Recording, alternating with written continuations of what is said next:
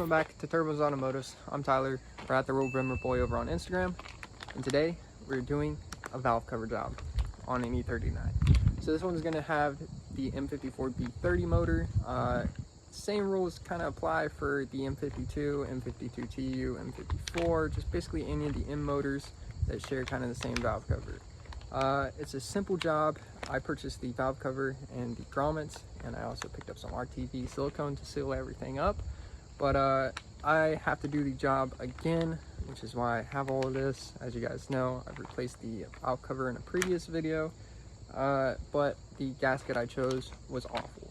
So I'll link this one down in the description because everybody's using this one. So hopefully it gives me a good justice.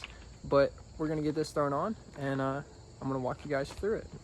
Okay, now to start all of this off, my valve cover looks a little bit different than your guys's probably. I've upgraded to aluminum, and I've also taken the chance to engrave it since it's aluminum. It looks a little cool, looks a little different. Your guys might not look like this, but if it does, congrats to you guys on the aluminum upgrade.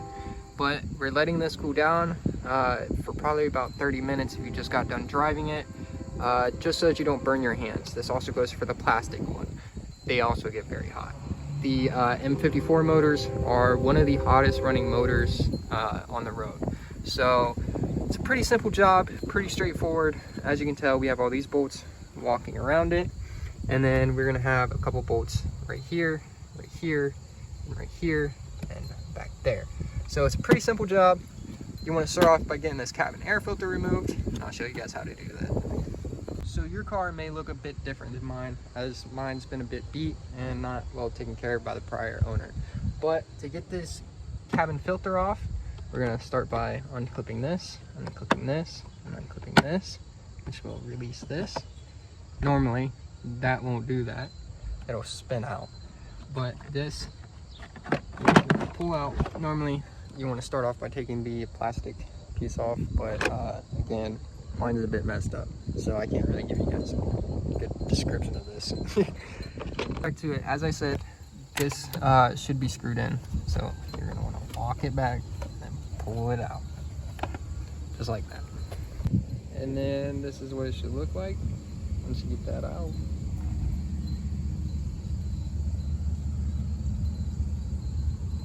So as you guys can tell, this is a brand new valve cover and gasket, but I'll put the video up of why I'm changing it. Yes, back here, it's leaking a little bit. I didn't use RTV at all when I put this on. I assumed that it would just seal itself. I've done this job several times in the past and never had to use RTV, so it's a bit different for me this go around. But we're gonna start by removing all these cables, and you're gonna have a vacuum line right here. Normally it's gonna be a bit longer of a plastic line, but we're gonna move all this up and get it all taken out of the way. And you'll have your O2 sensors that clip in down here. Just take those out, set them off to the side over here. Okay, and then you're gonna wanna remove your plastic vacuum line. Mine's rubber, because I kind of just upgraded it because the plastic fell apart. So didn't have the money to order in the $20 plastic hose, so $5 piece of rubber line was my fix. But once you get all that removed, it should look a little something like this. You know, you can move these up, set them off to the side, a little bit better, clean everything up, just get everything out of your way. Okay, so I do want to start off by saying a quick reminder. This is an E39. These are a lot more resilient than the E46s. If you're doing this on an E46, please, please, please unplug the battery, okay? On these E39s, it's not really a big deal if you don't, or if you do, it's not gonna really, the ECU doesn't really care. On the E46s, I can't really say that, oh, if you don't unplug the battery, that it's not gonna mess up, you know? But I know that on the E39s for a fact that it won't mess up. But for, you know, safety, please unplug the battery on these cars before you do any sort of electrical work. Tools that we're gonna be using is gonna be 10mm long, 10mm short, an extension, a flathead, and an 8mm. Okay, so we got the battery unplugged, and we're letting this cool down because I just got done driving it. But there's a couple things that you can do. This isn't seated because I just pulled it off and it failed to record. But you guys grab from here and here, and you guys can pull it back. If you guys need any advice on how to get this off if it's stuck, I recommend heating the car up, letting it, you know, drive a little bit, and then it should let go without you guys having to pry. But if you guys do have to pry, a Phillips right underneath here while you guys are, you know, pulling on these tongs, it should release. Okay, so the next thing is this is where the flathead's going to come into play. So you're going to have these little notches on your coil packs. It's just perfect size for a flathead. Just pop them up, pop them up, pop them up, pop them up. Hi there, little friend. Oh, there's a dead bee. I accidentally just shoved him down into my coil pack. Be okay though. Get them out when we get these off. Okay, once you get all those coils unplugged, we're gonna start off with taking the 10mm bolts off. So you got this one, and then continued on down.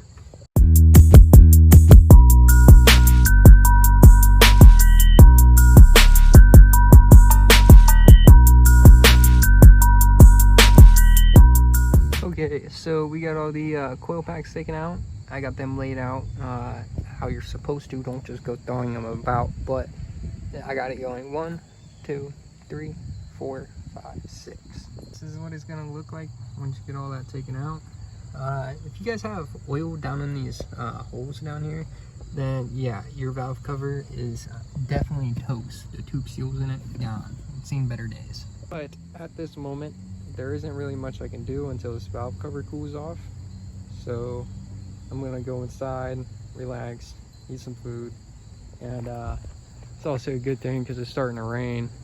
So hey, wait the rain out, wait for it to cool off, and we'll come back out here and get it finished.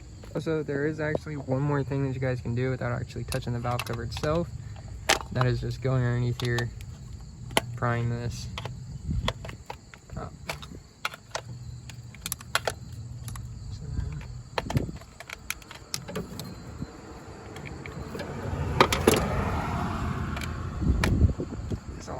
Just pop up. A bit more aggressive than I wanted, but yeah. All we gotta do now is just wait for this to cool off, and then we can start messing with all these little grommets, and then yeah, show you guys how to do that. Okay, so I was trying to finish something up, and you have this little ground wire right here, it'll focus, that connects right here. You got an 8mm that connects down to a 10mm. You're supposed to use a 10 wrench and an 8mm socket on top. I went to go do that, and this was on there just so tight. I don't even know. I was the one that put this on there, and I don't remember even putting it on there that tight. It must have seized or something, but it just twisted the whole grommet out. And yeah, cook this, and I gotta go buy a new connector piece somewhere. Okay, so after that little mishap, I got this cleaned up. I may have to splice into it to extend it. I'm not 100% sure. I'm gonna throw that grommet back on and test my theory. I'm gonna have to go pick up another one of those connectors at the hardware store. It's not at the end of the world when this thing breaks, but it's definitely a little scary. Just definitely pay attention to this. Make sure it doesn't snap on you guys. If it does, again, it's not the end of the world. They sell hardware to fix this. It's a super common thing. I've had to fix one of these on my Jeep Cherokee in the past when it broke on my starter. So we'll get this fixed. It's not too big of a deal. Okay, so this is what it looks like with the grommet back on and it's seated. So seated down on the way. I don't know if I really want to seat it down on the way, but basically we should have enough. I can get the camera moved, but we should have enough for it to connect right back down into where it was, just with a little bit of gangster lean. So it'll be okay. I don't have to extend this, thank God. So it'll still look OEM, still look beautiful, and still look good. But once this is cool to the touch, or at least, you know, to the point where you can touch it, hold it, and it's not gonna go, you know, burn you and give you a 3rd-degree burn, you should be ready to start taking this off. And I'll show you guys the sequence to take the bolts off. So the sequence is gonna go, we're gonna start here, and we're gonna go here to here, and we're gonna go to the back, and we're gonna start with the back too, and then come here, and then we're not gonna take them all the way out, but we're just gonna gradually loosen them, and then we're gonna, you know, flip swap until we get them.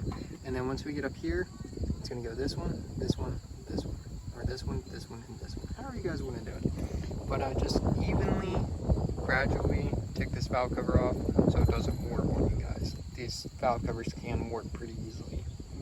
But we're gonna get to this and cut to a time lapse of me taking all these out.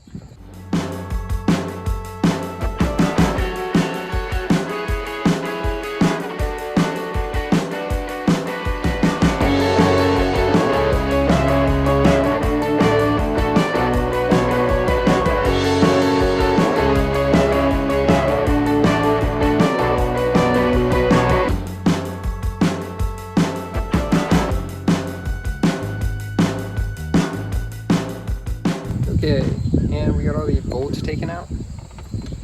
This is what it should look like. All we gotta do now is just lift it up and off. Try to pull this up and off, not causing a problem. There. Oh, there goes those. At least they didn't fall in the motor. That's all that matters. Got these off though. And yeah, so here's what it looks like on the bottom side. It's very cool looking. I mean, like, there's honestly not much for me to say here. I definitely need to put that RTV on here. Looking over at where it was leaking on the exhaust side, you can definitely tell that it was leaking right there. So all this was leaking, it wasn't stopping much from coming through. Turns out it was also leaking up here by the oh yeah, it was. Well, let's get this replaced. No, I'm kidding.